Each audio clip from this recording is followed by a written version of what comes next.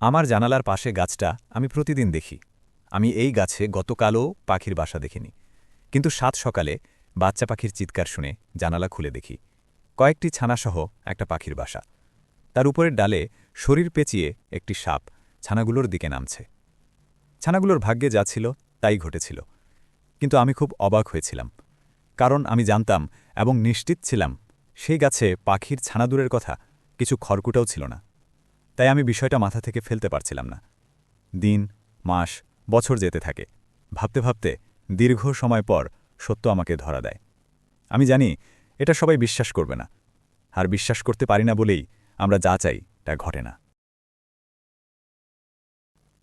আপনি খালি চোখে বৃষ্টি দেখতে পারেন, কিন্তু জল বাষ্প হয়ে বৃষ্টি তৈরির দৃশ্যটা আপনি দেখেন না।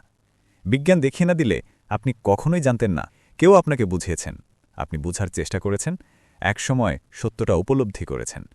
তারপর জল থেকে বৃষ্টি তৈরির ঘটনাটা আপনার কাছে স্বাভাবিক মনে হয়।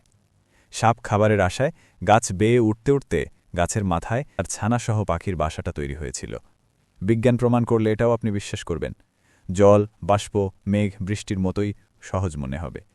কিন্তু বিজ্ঞান ইনডিরেক্টলি এটা প্রমাণ করেছে। বিজ্ঞান বলেছে মানুষের অধিকাংশ রোগের জন্ম হয় দুশ্চিন্তা করার কারণে। দুশ্চিন্তা মানে খারাপ চিন্তা করা, অর্থাৎ আমরা খারাপ একটি ঘটনার অপেক্ষা করতে করতে একসময় খারাপ ঘটনাটি ঘটাচ্ছি।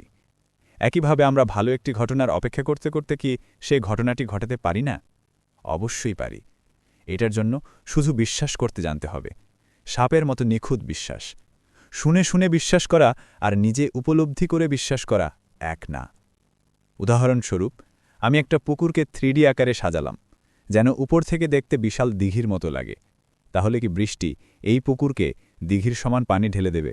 দেবে না, কারণ বৃষ্টির কাছে পুকুরটা খুবই স্পষ্ট। বেশভূষা বা 3D লুক দিয়েও আমরা বৃষ্টিকে বোকা বানাতে পারব না। বৃষ্টি দেখতে পায় কার আকার কেমন, বৃষ্টি মাপতে পারে কার গভীরতা কত, বৃষ্টি বুঝতে পারে কার ভেতরে কি বাস করে। তাই সাগর মহাসাগরে বৃষ্টি নিজেকে উজাড় করে ঢালে, অর্থাৎ আমাদের ভেতরের ধারণ ক্ষমতা অনুযায়ী পরিস্থিতি তৈরি হয়। পৃথিবীটা সেভাবেই তৈরি করা হয়েছে। এখানে প্রত্যেকটি ঘটনা একটি পরবর্তী ঘটনা তৈরি করে। আপনি যতই চেষ্টা করেন, একটা সুযোগ ছাড়া আপনি সফল হতে পারবেন না, একটা কারণ ছাড়া আপনি সন্তুষ্ট হতে পারেন না।